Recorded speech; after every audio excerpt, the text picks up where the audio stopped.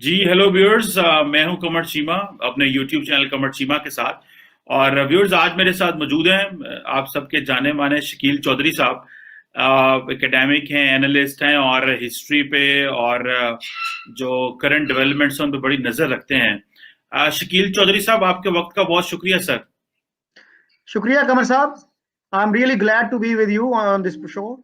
Thank you sir, thank you. Shakeel साहब, आपकी मौजूदगी का फायदा उठाते हुए आज जरा ये बात करनी है कि ये जो हमारे पास ये जो माजी का बैगेज होता है, ये कितना तकलीफ देह है और ये कितना अनप्रोडक्टिव होता है। फॉर एग्जाम्पल, हम भारत और पाकिस्तान के मामले में हम देखें तो जैसे मैं कल देख रहा था कि जो प्राइम मिनिस्टर के जो एडवाइजर है नेशनल सिक्योरिटी के ऊपर, मोहित यूसुफ साहब, वो कह रहे थे जी कि वो और कल कैबिनेट ने भी कहा कि नहीं जी, भारत से ट्रेड नहीं हो सकती जी, जब तक वो स्टेटस ना बदलें और ये ना हो वो हो। और मोहित यूसुफ साहब कह रहे हैं कि जब उन्होंने फैसला किया जब इकोनॉमिक एडवाइजरी काउंसिल में, तो तब बात ये हुई कि भारत से ट्रेड करने का फायदा है। लेकिन जब प्राइम मिनिस्टर साहब कैबिनेट में बैठे हैं, जब प्राइम मिनिस्टर उन्होंने देखा, उन्होंने कहा नहीं, ट्रेड का फायदा नहीं है। So it means somewhere we are हम स्ट्रक हो गए हैं। तो ये क्या डेवलपमेंट है? How do you see this कि ये माजी से कैसे निकला जा सकता है? शुक्रिया कमर साहब। असल में बात यह है कि ट्रेड के ऊपर तो मेरी इतलात ये हैं कि हमारी मिलिट्री ने भी एक स्टडी इस तरह की करवाई थी कि अगर ट्रेड होता है बिटवीन इंडिया एंड पाकिस्तान तो किसका ज्यादा फायदा है। तो वो इस नतीजे पे पहुंचे थे कि पाकिस्तान का ज्यादा फायदा है कि इंडिया बहुत बड़ी मार्केट है। तो लेकिन अनफॉर्चुनेटली ये सियासत का शिकार हो जाता रहा ये मसला।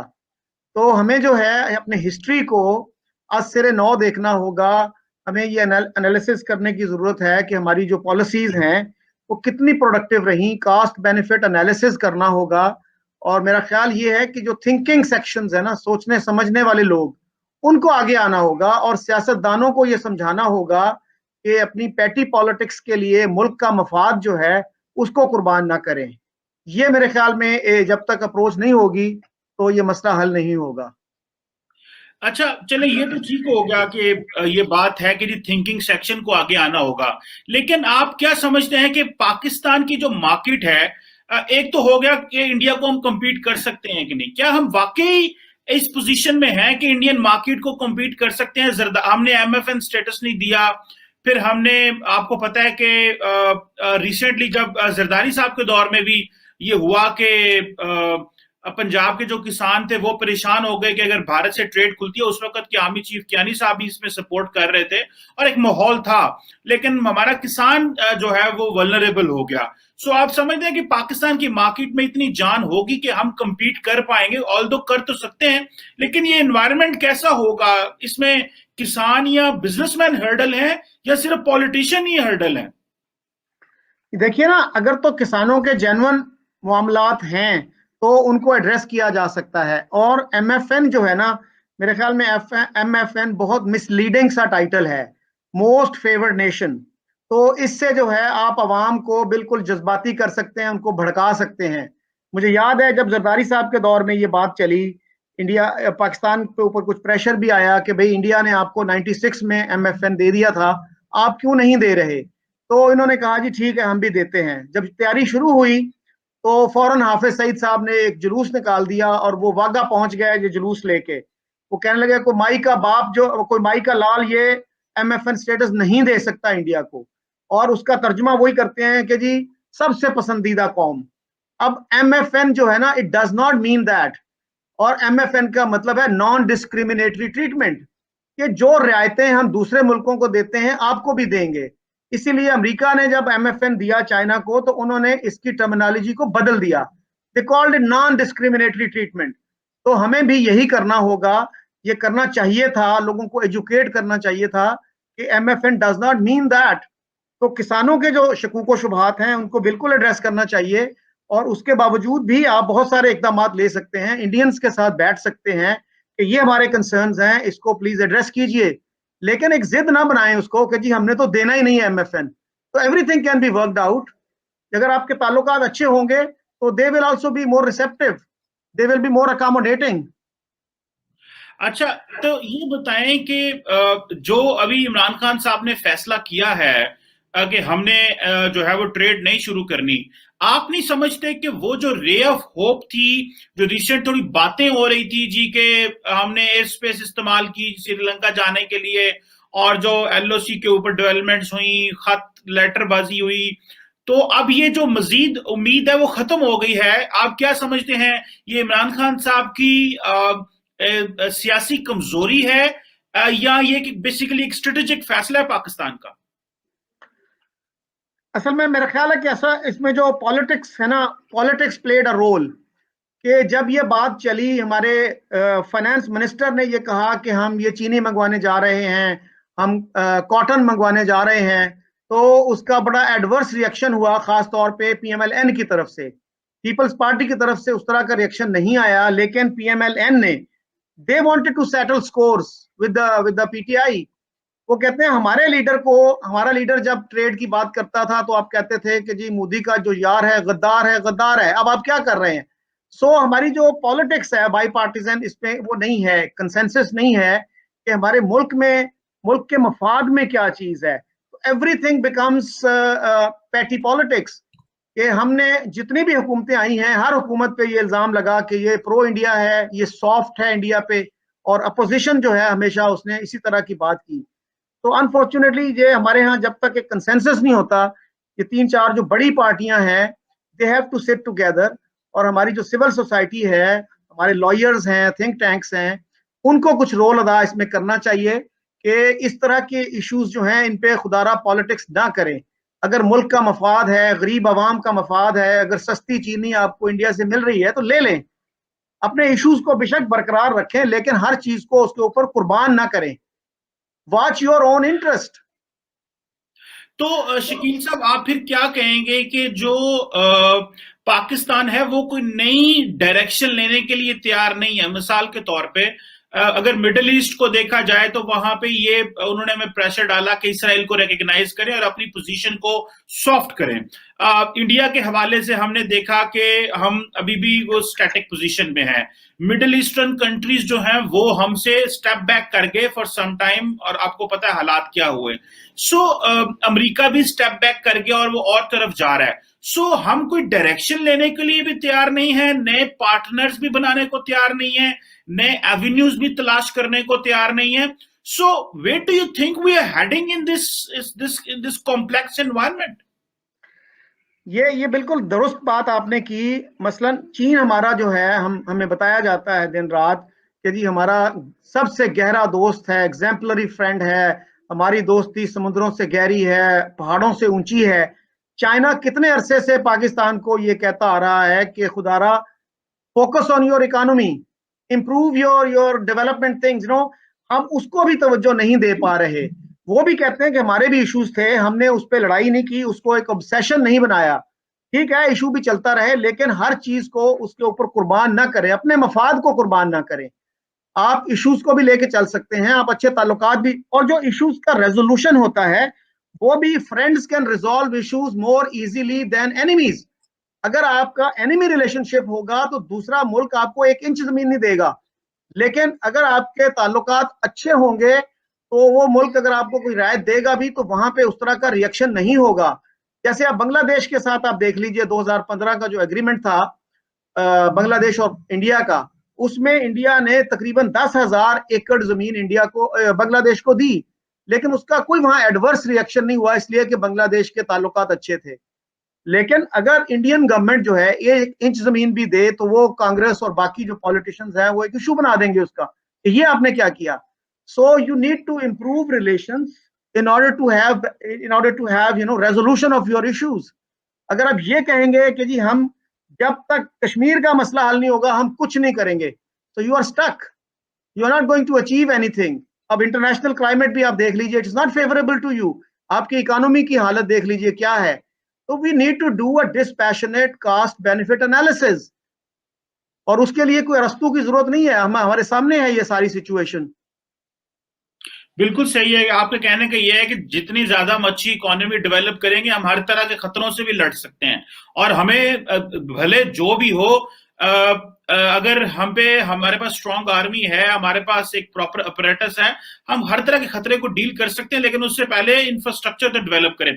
अच्छा, एक बात बताइए शकील चौधरी साहब, ये मिथ की समझ नहीं आ रही कि ये जो सियासतदान है हमारे, जब ये ऑपोजिशन में होते हैं तो ये एक ऐसा होस्टाइल एनवायरनमेंट क्रिएट करते हैं अपने हुकूमती पार्टी के खिलाफ।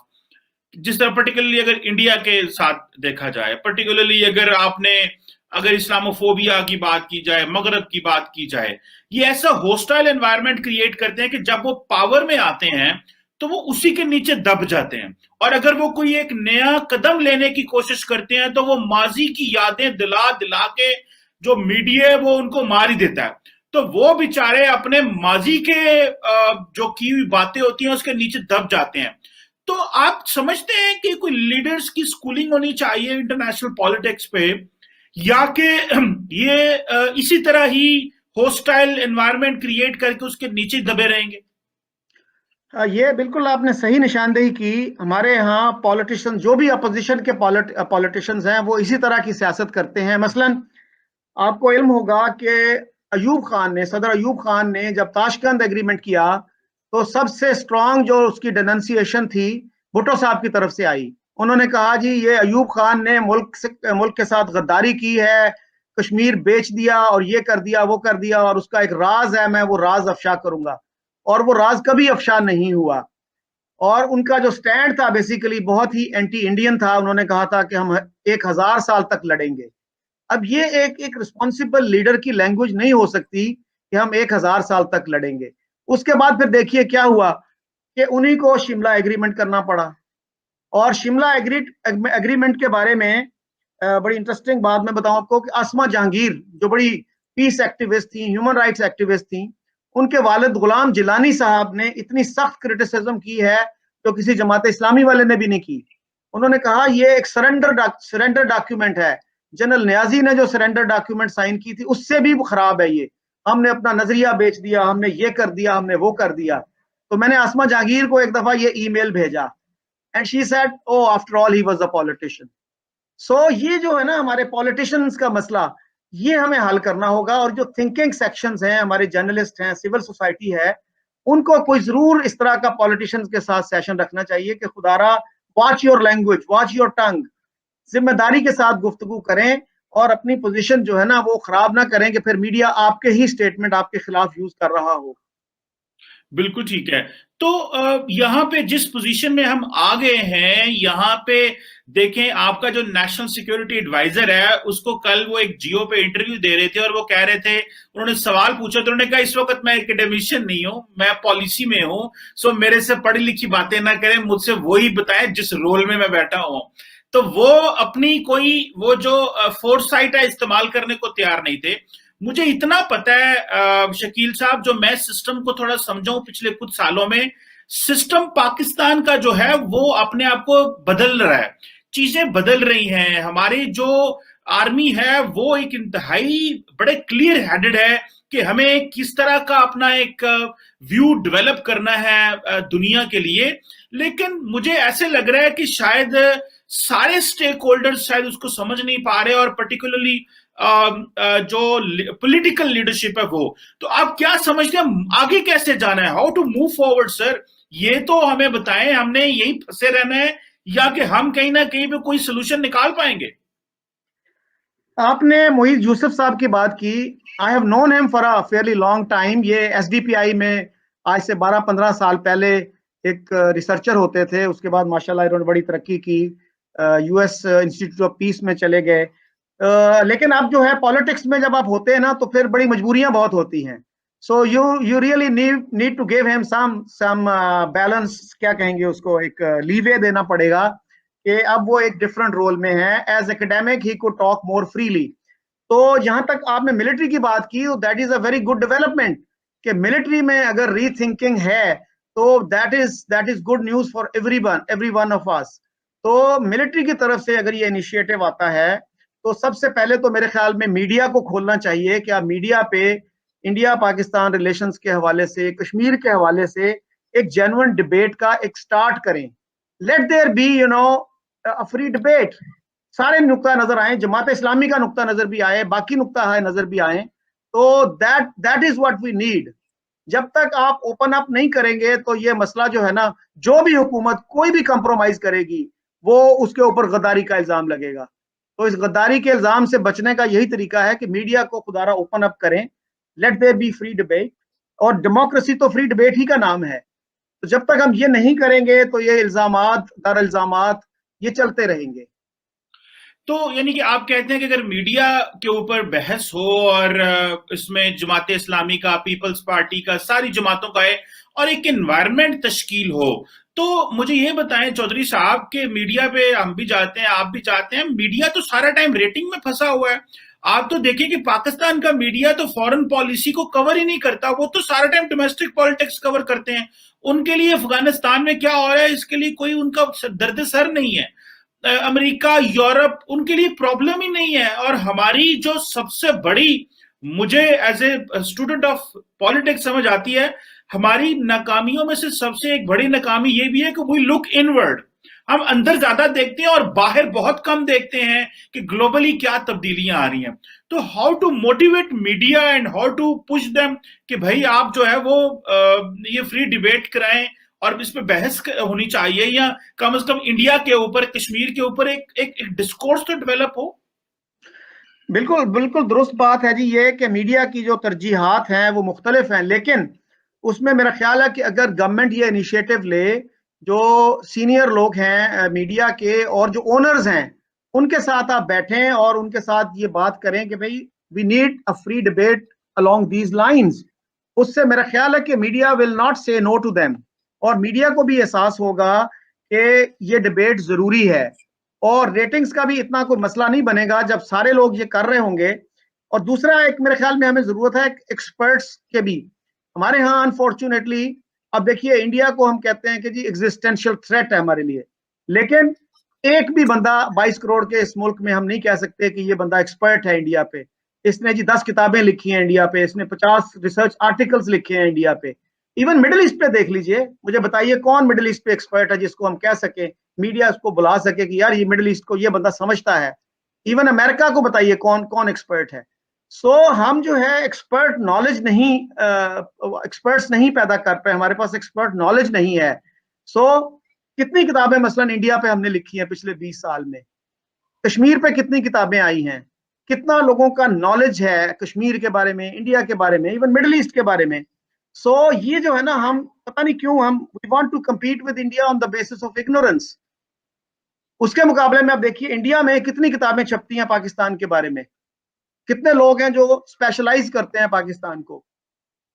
We need to develop this skill in ourselves.